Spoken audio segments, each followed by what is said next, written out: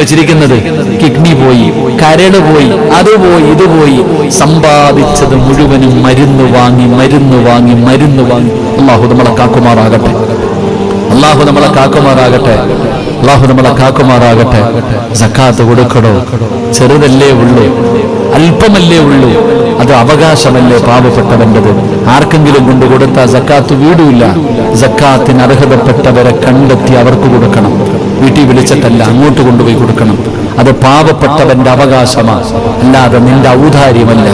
നിന്റെ വീടിന്റെ മുറ്റത്ത് വരുന്നവന് കൊടുക്കാനുള്ള നക്കാപ്പിച്ചയല്ല സക്കാത്ത്.